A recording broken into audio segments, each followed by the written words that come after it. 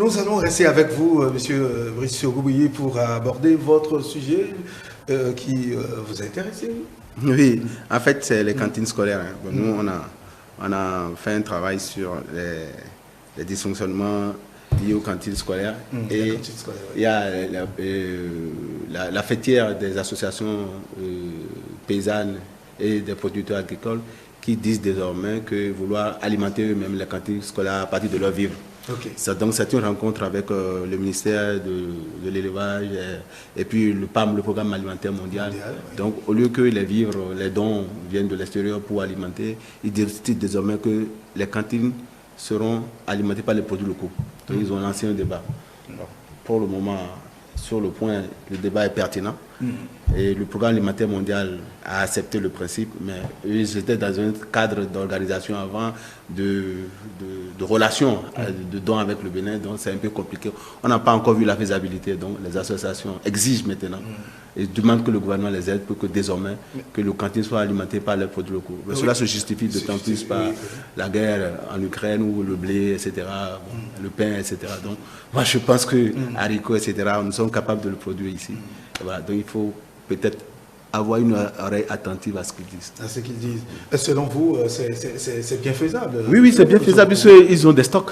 Les paysans, les producteurs locaux, ils ont montré, ils ont démontré, ils ont des organisations, ils ont même des associations, ils ont même aussi des banques qui veulent les aider à aller plus loin, à produire davantage pour alimenter les cantines scolaires. Mais je crois que ce n'est pas un combat qui est gagné d'avance, parce que je crois qu'il y a des accords avant.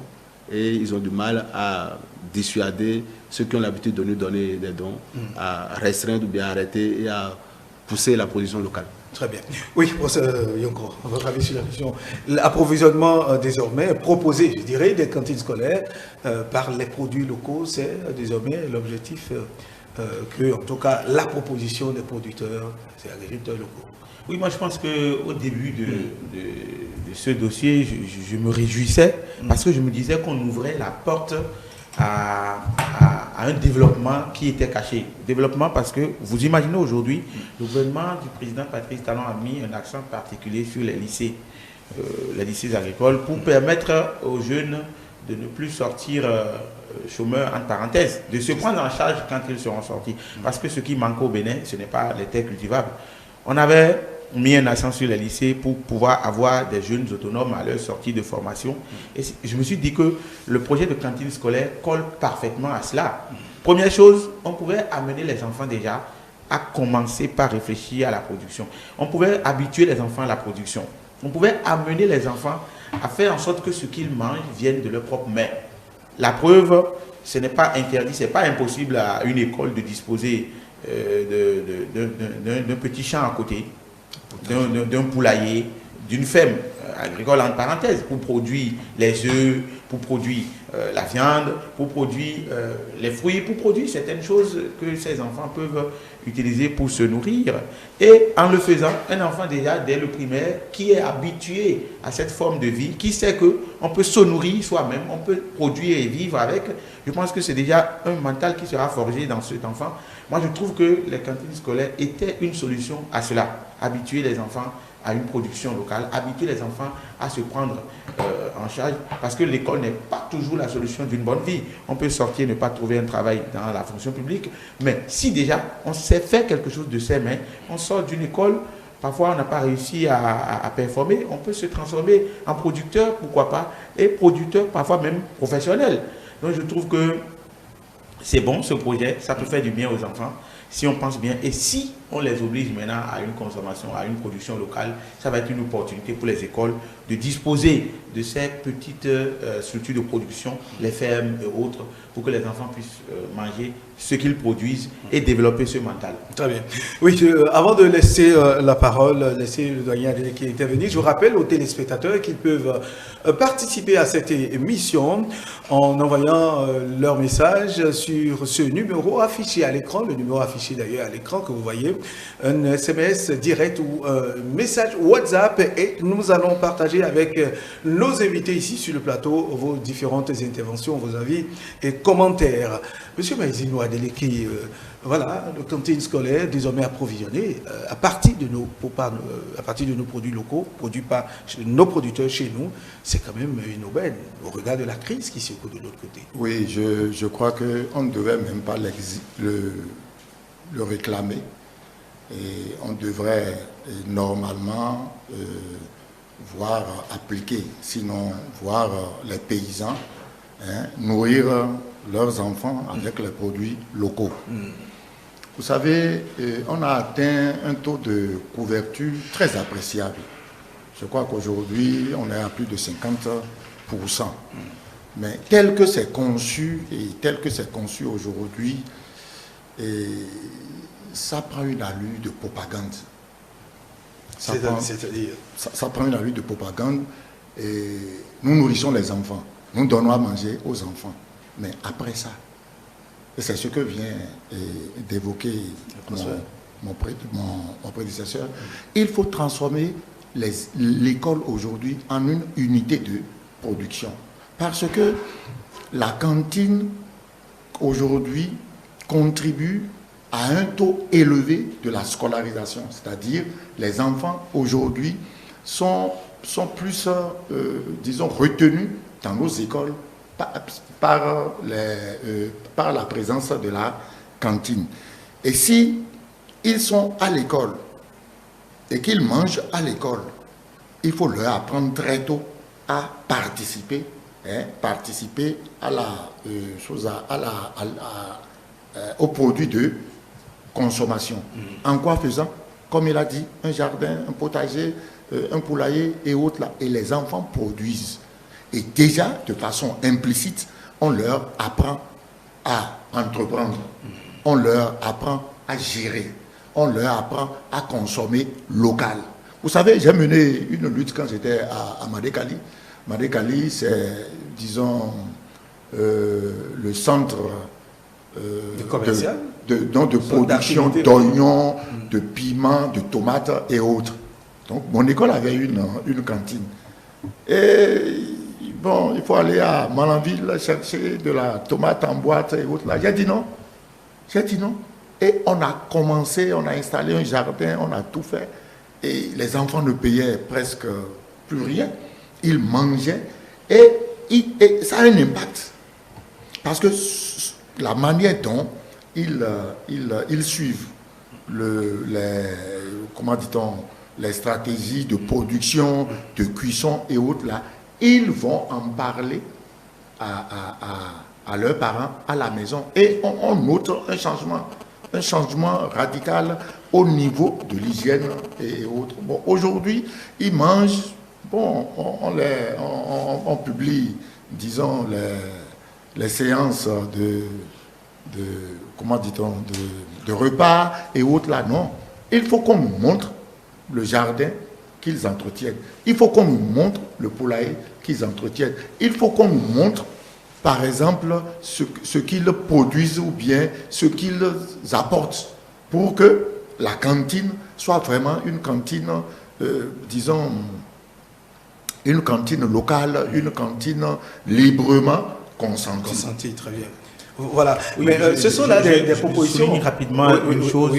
J'ai fait une petite comparaison. Quand vous prenez les fermes qui nous nourrissent en œufs, les œufs locaux que nous prenons, quand vous prenez une ferme, ça n'atteint pas, le personnel n'atteint pas 100.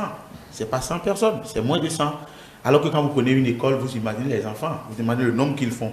Et non seulement, ils vont apprendre à pouvoir disposer de leur ferme plus tard, qui peuvent faire leur vie, mais en même temps, ils se nourrissent d'eux-mêmes. Vous prenez une école, vous leur donnez juste quelques deux techniciens d'élevage, et les enfants vont s'habituer à ce système, apprendre à le faire, et plus tard, quand ils vont sortir, sans forcément avoir de grands diplômes, ils peuvent ériger leur ferme et nourrir leur propre population en eux. Aujourd'hui, ce qu'on voit, ça montre à suffisance que l'école doit participer à cette vie-là, et c'est une opportunité de profiter des cantines pour le faire. Très bien. Oui, ce sont là des propositions judicieuses.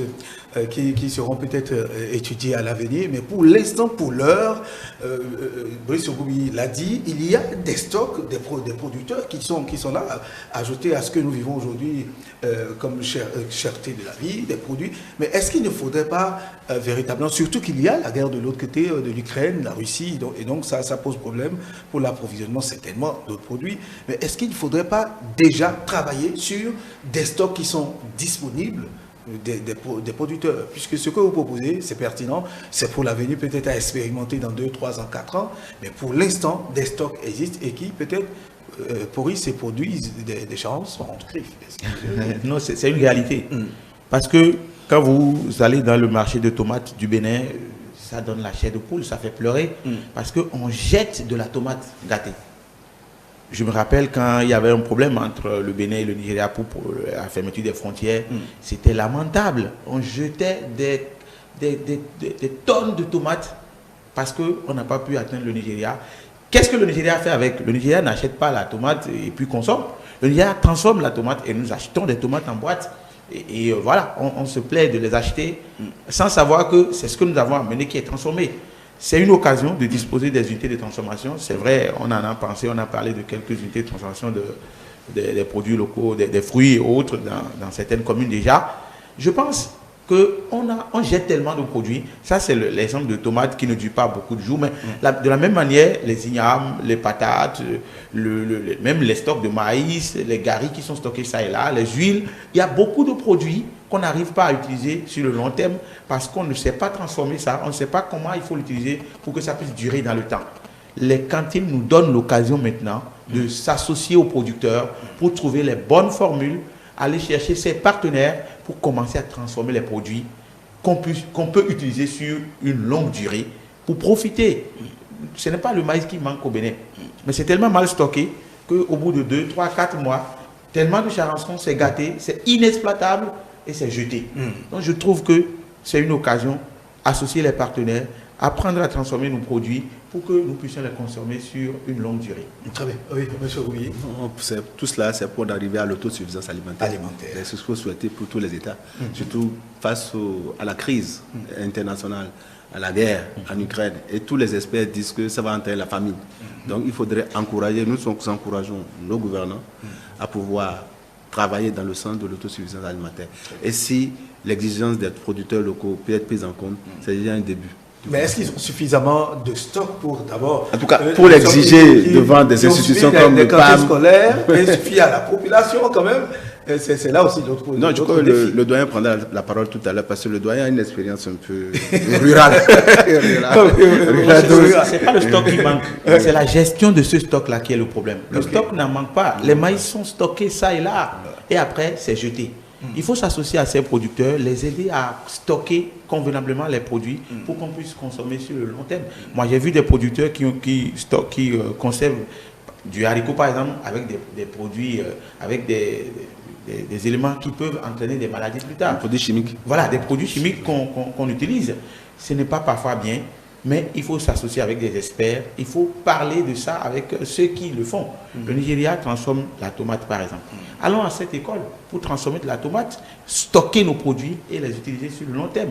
On peut s'associer avec tout ça là. Les produits dérivés, par exemple, du soja. Si on sait conserver le soja, les produits dérivés, on peut en profiter suffisamment. Ce n'est pas le stock qui n'est pas disponible. Non, l'exemple qu'il a proposé, le stock, il y en a. Mais c'est la conservation pour pouvoir l'utiliser sur le long terme qui pose problème.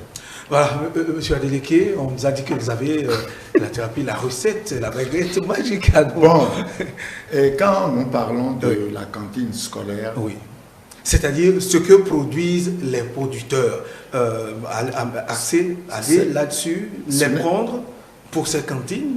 Oui, ce n'est pas un grand marché. Ce n'est pas un grand marché. Donc le stock qu'il faut pour une cantine scolaire, on peut trouver ça n'importe où. Ce n'est pas un marché qui s'anime tous les 5 jours. Donc, on peut trouver le stock. Mais le vrai problème, est-ce que ces producteurs étaient associés au moment où on élaborait le projet? La deuxième chose, est-ce qu'on a tenu compte du droit de chaque enfant? Je dis, un enfant qui est à Kandi ou bien qui est à Karimama et qui n'est pas habitué au maïs. Mais on lui impose le maïs parce qu'il y a un fournisseur qui n'a que ça à donner. Mais à partir de ce moment-là, il y a un changement. Il y a, ça dit, un changement au niveau de, disons, de l'alimentation. Et c'est pourquoi je suis d'accord avec M. Brice quand il a mis l'accent sur la production locale. Celui qui est, par exemple, à Malanville, à Karimama et à Kandi, du mil, du sorgho, mais l'enfant sera toujours à l'aise. À l'aise. Mais le dépayser avec des produits importés, parce que c'est un don ou bien c'est un accord. Bon, je dis quelque part, on ne fait pas du bien à cette jeunesse. Parce que il y a une désaffection qu'il faut quand même noter. Et entre nous, nous qui sommes citoyens, et les produits que nous consommons. Hein. Le soja, il y a des gens qui ne savent pas ce que c'est. Hein. Il y a par exemple, on préfère aller acheter des trucs en boîte et autres qui ne sont pas si riches que nos produits locaux. Très bien. Donc, une minute pour terminer, a dit, donnons les bonnes habitudes aux enfants quand ils sont encore dans un espace, disons, contrôlé. Hein. Et quand ils vont quitter cet espace, ils vont garder les habitudes. Et en gardant les habitudes, ils vont, c'est-à-dire, ils deviendront une exigence pour la production et pour la commercialisation. Très bien. Merci à vous, M. Adeleke. Avant de continuer, nous allons partager avec vous ce message du téléspectateur Bakary Moustapha depuis Porto Novo. Il écrit ceci: je pense que c'est déjà une bonne idée de penser à fournir les cantines scolaires des produits locaux. On peut demander aux pays et institutions donateurs de transformer leurs espèces pour accompagner les producteurs locaux. C'est Bakary Moustapha Bakary depuis Porto Novo qui vient certainement appuyer tout ce qu'on est en train de dire ici.